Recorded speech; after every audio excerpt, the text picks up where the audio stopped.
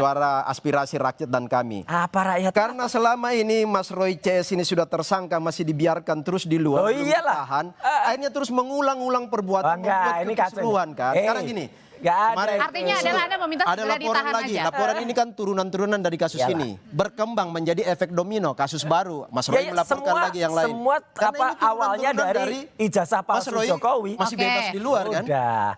Jadi maksudnya dia mau bilang tolong ditahan. Itu aja kan? Cuma mau bilang gitu kan? Iya. Ini jahat banget orang. Jadi nggak ada. Karena mungkin sudah ditetapkan sebagai tersangka. Penahanan itu menurut KUHP baru. KUHP baru itu sekarang harus ada 7 syaratnya. Nggak bisa lagi KUHP baru itu kemudian hanya melakukan dengan hanya 2 atau 4 syarat yang ada. Tapi yang jelas gini, untuk fairnya, Egy Sujana ya itu harus di depan publik. Kalau perlu bikin wawancara eksklusif lah dengan Kompas. Loh tadi ada kutipan tadi loh Mas. Enggak, itu kutipan udah lama. Mas Egy katakan. Bisa. Di 2025 ada itu. Lama CBM, itu.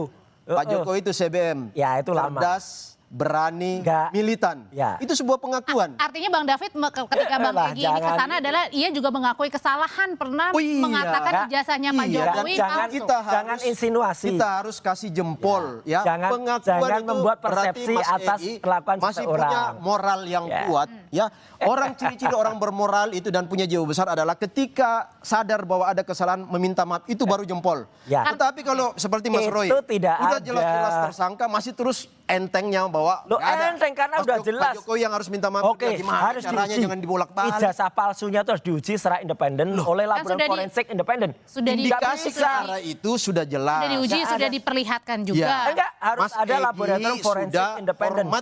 Tunduk ada, dia bukan ahli yang bisa meriksa, apalagi kuasa hukumnya. Apalagi kuasa hukum yang katanya tangannya bisa masuk. Gimana bisa? Gimana? Ya tangannya bisa masuk gimana Mas? Ada plastik air mata tuh biasa. Tapi yang jadi Anda juga nggak percaya sama Polda kerjanya? Bukan, harus ada lembaga independen. Ya, karena Polda